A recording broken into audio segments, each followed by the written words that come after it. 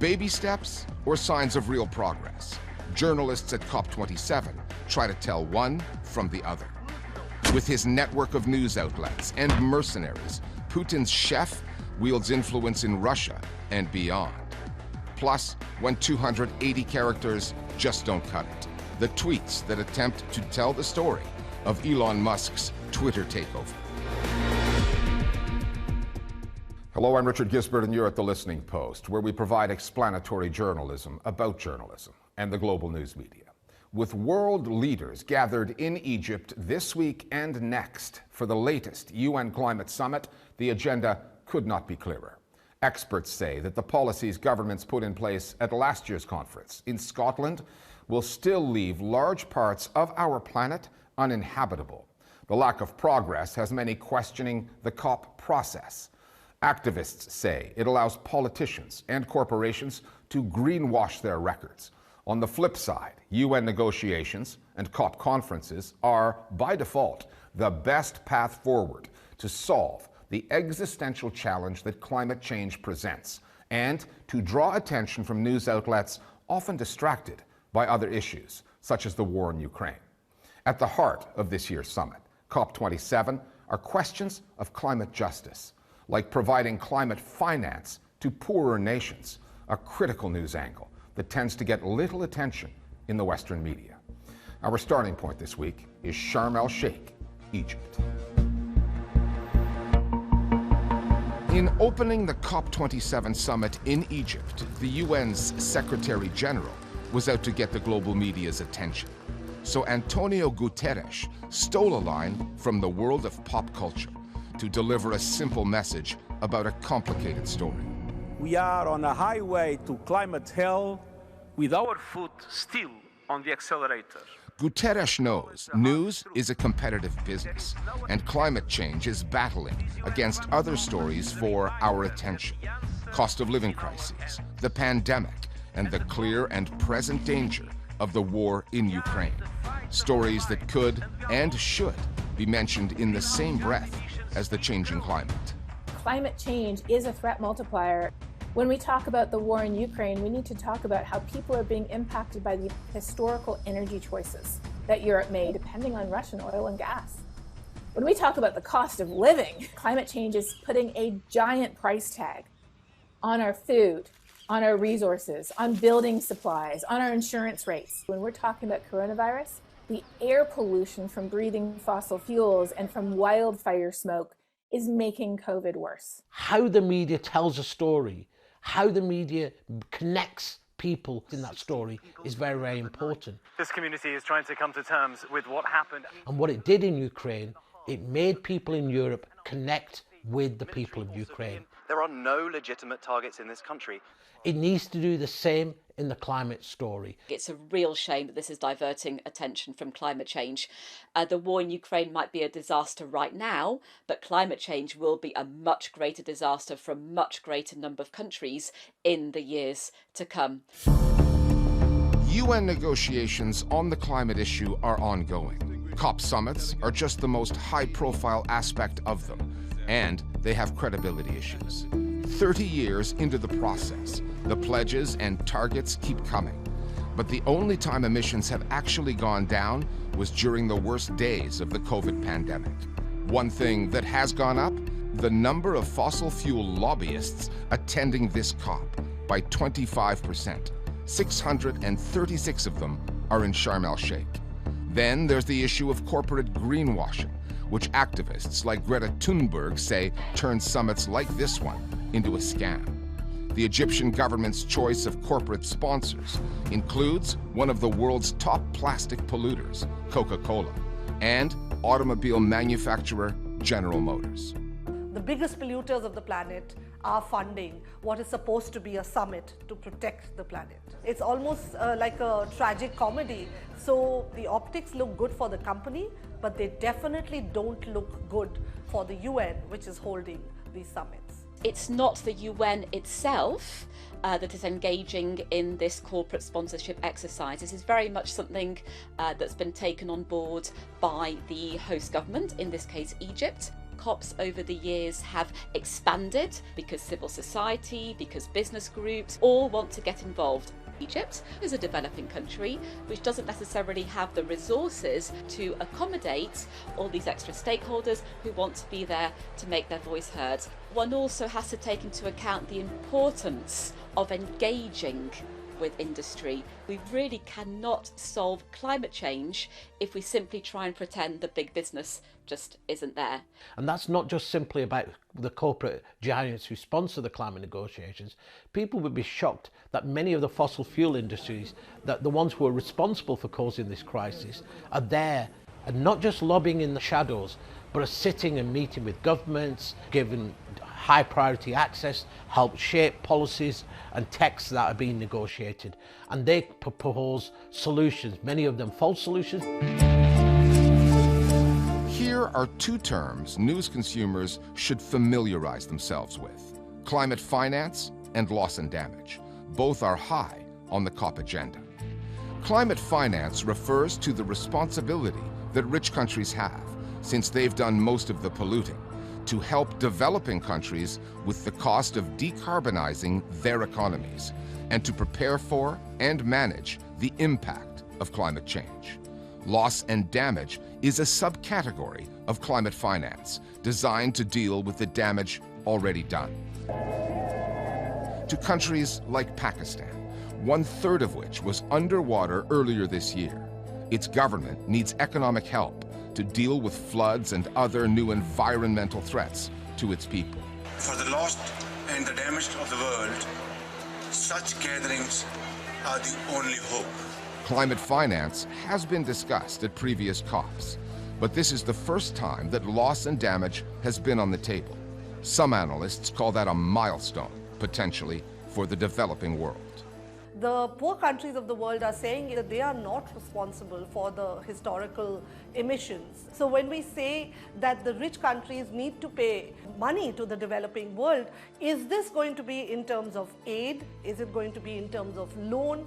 In the past, a pledge was made that $100 billion would be made available. How much progress has been made on that? We've had at Glasgow the countries admitting that not much money has been put on the table. And so the term that you might hear is climate finance, which is the idea of providing assistance to countries who need to adapt very quickly, who also need to continue to build their economies, but doing so they requires energy, but allowing them to do so and to develop in a safe way that is resilient to the impacts of a changing climate. They require investment. And many would say, myself included, that it's only fair that that investment come from those who have caused the problem that is impacting them today.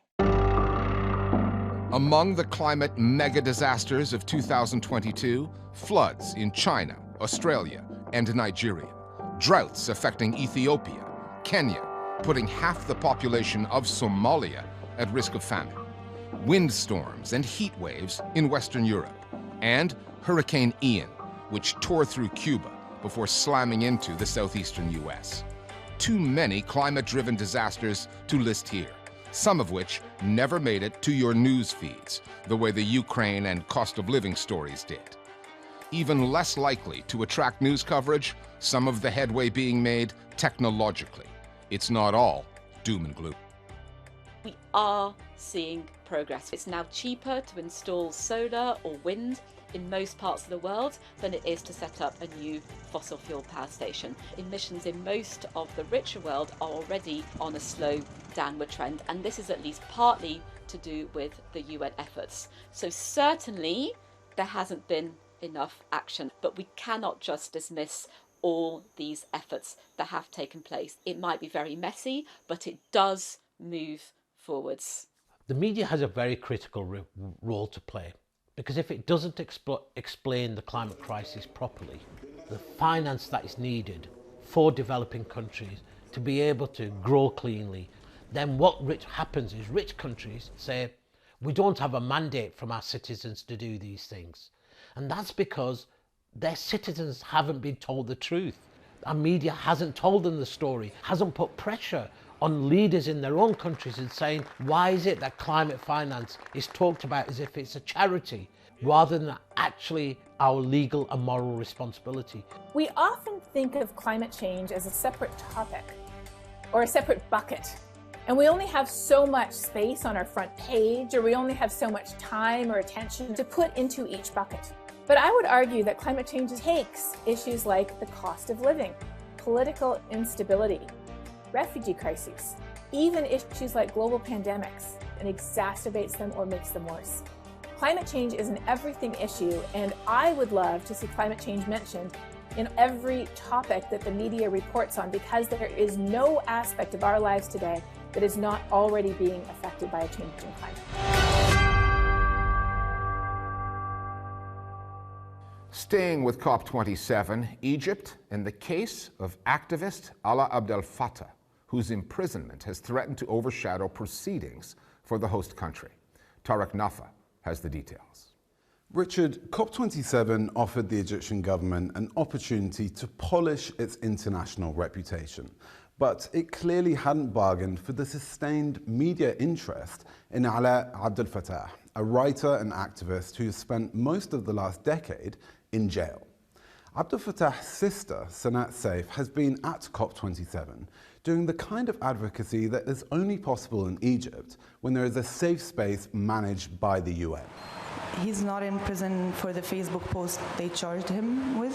He's in prison because he's someone who makes people believe the world can be a better place. The Egyptian authorities have been unable to stop rights groups and activists calling out the country's human rights record, including the fact that tens of thousands of political prisoners are behind bars. That led to moments like this, where Saif was interrupted by an Egyptian member of parliament. انتوا جايين تستدعوا دول أجنبية على مصر. جايين النهارده تهاجموا مصر. جاية أنت النهارده تطالبي بعفو رئاسي عن سجين جنائي. Amr Darwish gave delegates a glimpse of the everyday intimidation experienced by Egyptians. He was later escorted out by security. Don't touch me. I am the Egyptian parliament. No, you don't. You are here in the Egyptian land. You are here in the Egyptian land. Don't touch me.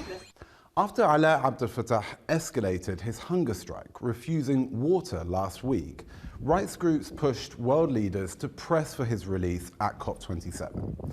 Prior to the conference, the Egyptian government released more than 750 political prisoners, but according to Amnesty International, over the same period, it arrested twice as many. Since President Sisi took power in 2013, the authorities have taken over most of Egypt's print and broadcast media. Independent news outlets like Mada Masr remain blocked, which explains why, outside of the conference, news of the dissent there is hard to find. Thanks, Tariq. To Moscow now, and Yevgeny Prigozhin, the oligarch they call Putin's chef. He got that title after wining and dining the Russian president, later winning big government catering contracts.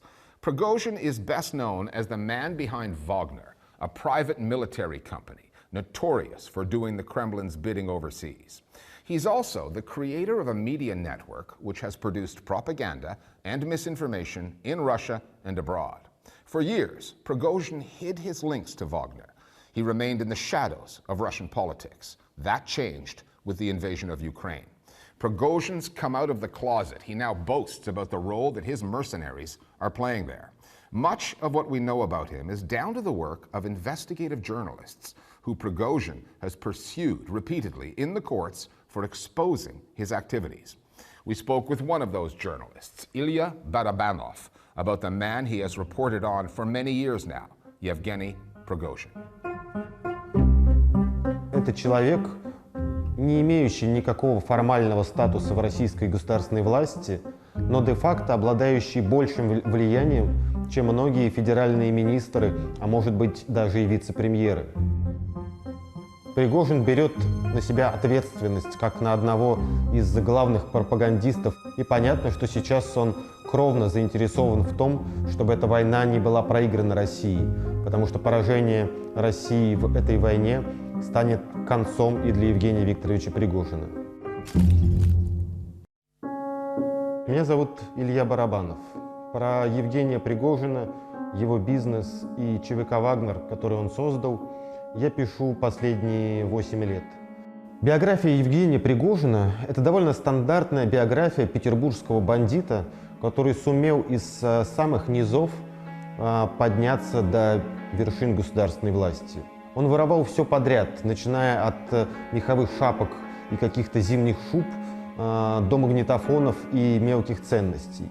Обычный жулик, который получил несколько судимостей, но вместе с ними получил и весьма пригодившиеся ему в будущем полезные знакомства. Потому что криминал в 90-х в России, в Санкт-Петербурге в частности, очень много где шел рядом с властью.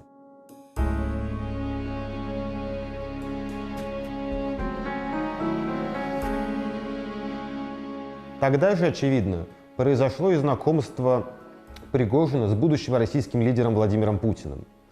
Впервые их вместе широкая публика могла наблюдать в 2001 году, когда Владимир Путин в одном из пригожинских ресторанов принимал президента Франции Жака Ширака. Очевидно, что уже в тот момент перед Владимиром Путиным, так что в дальнейшем его бизнес-империя только продолжала расти.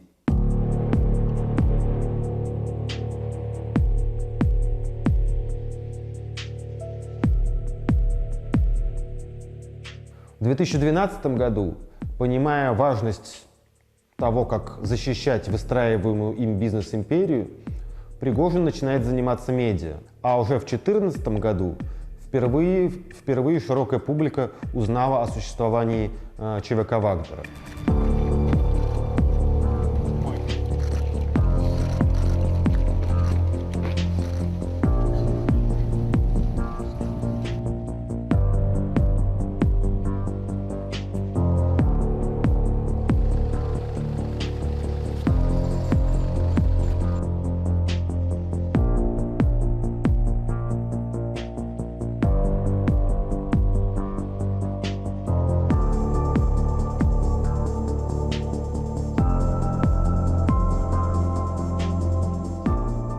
Десятки, если не сотни фейковых аккаунтов создавались его фабрикой троллей для работы в социальных сетях.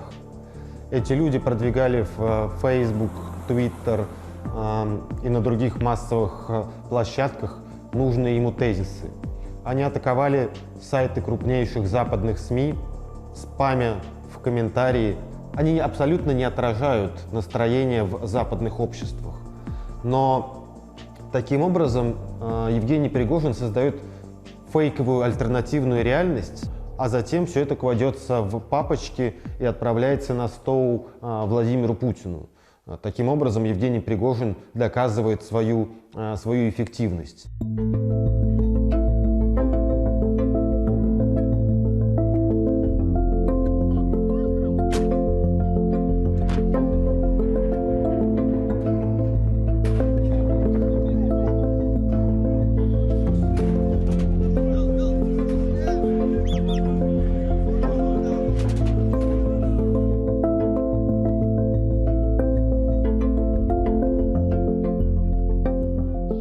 находимся в деревне Танжара. Еще вчера ее захватили боевики, а сегодня ее освободила сирийская арабская армия.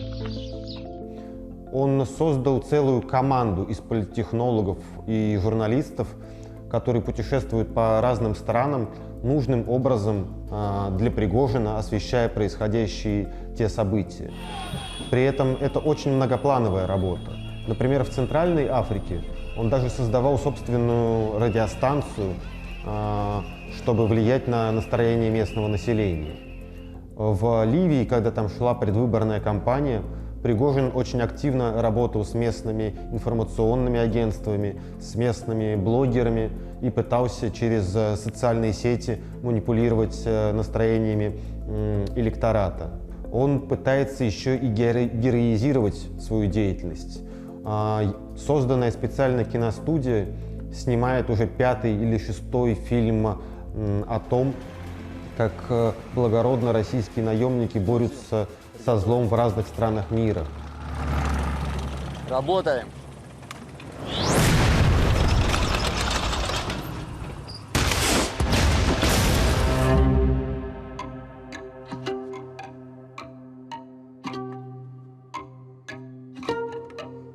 Очень долгое время Евгений Пригожин отрицал свою связь с ЧВК Вагнера. Он судился с российскими оппозиционерами, которые обвиняли его в том, что он владеет этой частной военной компанией. Судился с журналистами и СМИ, которые делали расследование на эту тему. Схема была отработана и довольно эффективна. Выигрывал эти иски, так что люди обязаны были ему либо платить, либо покидать территорию России.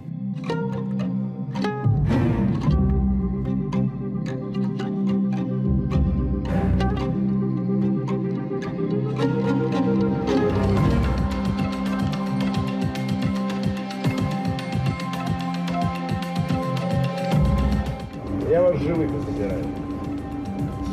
Но не всегда живыми возвращаю. В условиях скрывать свою связь с ЧВК Пригожину уже не имеет никакого смысла. Наоборот, чем больше он заявляет о том, что это именно он ведет наступательные операции на востоке Украины, тем больше он привязывает свою фигуру к фигуре Владимира Путина.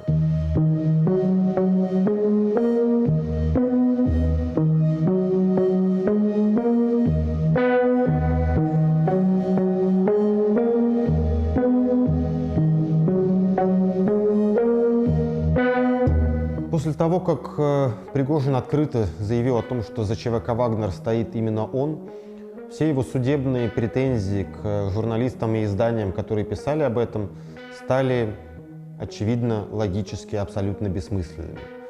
Сейчас Евгений Пригожин, как он сам об этом открыто говорит, решает одну задачу – победить в войне.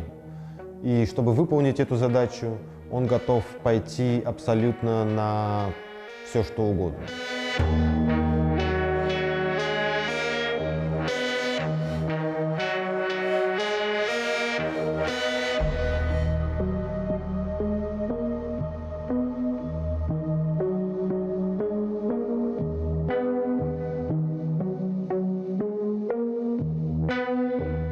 В последние годы в России удивительным образом расцвел новый медиарынок. Медиарынок так называемых телеграм-каналов. И вот здесь пригожинские специалисты нашли себя. Они начали создавать огромное количество каналов, которые транслировали фейки, транслировали кремлевскую пропаганду.